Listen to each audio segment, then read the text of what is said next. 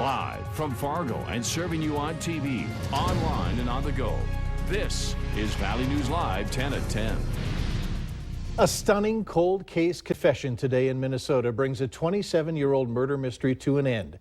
The Wetterling family, which has lived with decades of anguish and uncertainty, finally learned what happened to Jacob.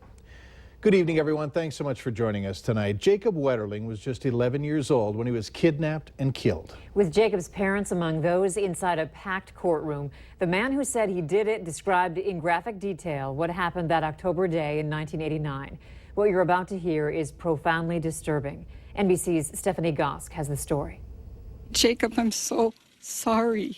It's incredibly painful to know his last days. Today, after 27 years, Patty Wetterling finally learned what happened to her son, Jacob, who disappeared when he was only 11 years old, leaving their small town in Minnesota shell-shocked and the rest of the country horrified. This was one more day of agony for St. Joseph, Minnesota, population 3,200.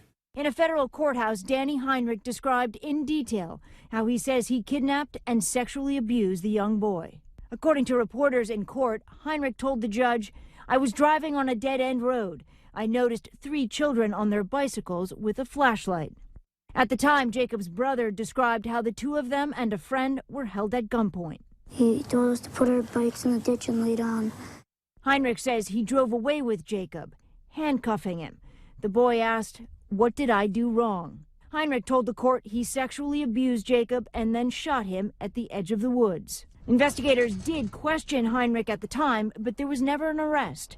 It would take nearly 3 decades for a break in the case. Heinrich's DNA discovered on a sweatshirt of another victim abducted around the same time. Police searched his home, leading to an arrest on child pornography charges. After almost 27 years, Danny Heinrich was willing to talk, and we had to grab the moment. The 53-year-old told police where he buried Jacob's body in exchange for not being charged with the murder. Heinrich still faces 20 years in prison after pleading guilty on the pornography charges. The Wetterlings agreed to the deal to bring an end to their tireless search. For us, Jacob was alive until we found him. Now they have excruciating answers to the tragedy that has consumed their lives, along with fresh grief, even after all this time.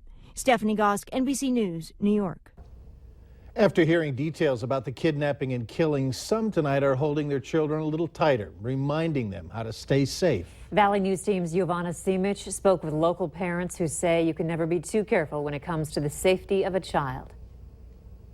It's every parent's worst nightmare come true. Parents today can only imagine how the Wetterlings felt the day their son Jacob disappeared. Unfortunately, there are people out there that are preying on little children, and it's sickening. As a parent, it's hard not to worry.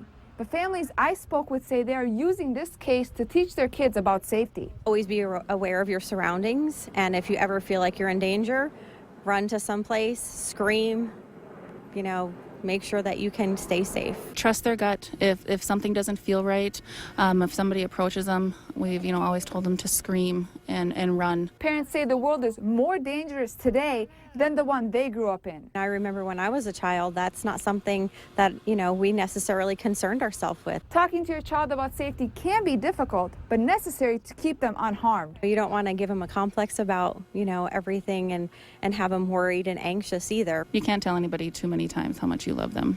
They need to know that. In Moorhead, Giovanna Simic, Valley News Live. The Moorhead Police Department tells us its officers go through special training in child disappearance cases so they can react quickly if something happens. 1 person is dead, 1 injured after a 2-car crash at 45th Street and County Road 20 north of Riley's Acres. It happened at 3:30 this afternoon. Investigators say a 52-year-old Fargo man was driving a van north when he failed to stop at a stop sign. He was struck by a westbound car driven by a 17-year-old. Both vehicles wound up in a nearby ditch with the car on its top. The driver of the van wasn't wearing a seatbelt and was ejected. He died on impact. 2 passengers in the van were unharmed. The 17-year-old, who was from Riley's Acres, was taken to a local hospital. At an intersection, you always need to be aware of your surroundings, even if there are stop signs or red lights. You just never know. The names will not be released until family members are notified. A federal judge has denied a temporary restraining order to halt construction of part of the Dakota Access Pipeline. That motion was based on the Standing Sioux tribes claim that they were not properly consulted before the project was approved by the U.S. Army Corps of Engineers. The tribe says there are burial sites and other culturally significant features in the pipeline's path. The judge's decision means construction can continue west of North Dakota Highway 1806. Attorneys on both sides agreed that no construction will take place between the highway and 20 miles east of Lake Oahe. The Army Corps of Engineers has declined to comment, citing pending litigation. The federal judge is expected to make a decision on the case by Friday. The Grand Forks man who set fire to a Somali restaurant will spend 15 years in prison. 26-year-old Matthew Gust was sentenced today. He admitted in his guilty plea that he set the December 8th fire in order to intimidate and interfere with the Somali employees of the Juba Cafe. Early that morning, Gus drove to a gas station and purchased a small amount of gasoline, which he used to fill a 40-ounce beer bottle, turning it into a Molotov cocktail. He then drove to the cafe, lit the Molotov cocktail, and threw it in the front window of the cafe. The fire caused more than $250,000 in damages. As the 2016 race enters the post-Labor Day home stretch, and in a battle that's seen no shortage of insults, today it got even nastier as Donald Trump and Hillary Clinton traded attacks.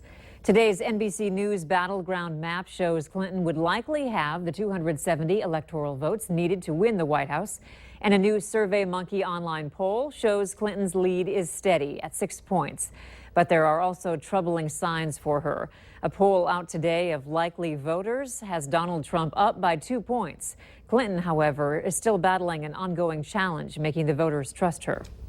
A trial date has been set for the sexual assault case against comedian Bill Cosby. It'll start in early June of next year.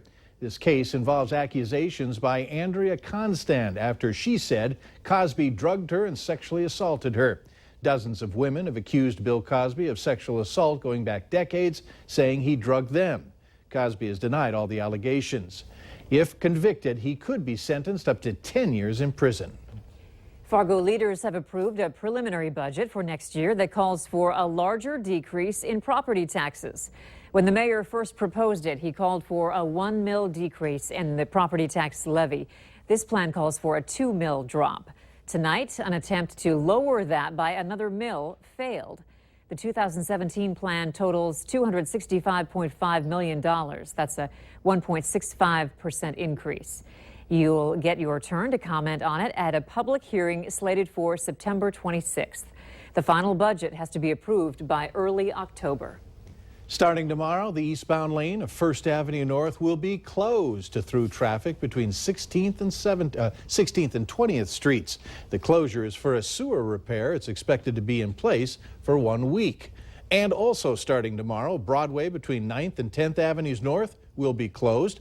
Drivers will be detoured to 4th Street. This closure is also for sewer repair.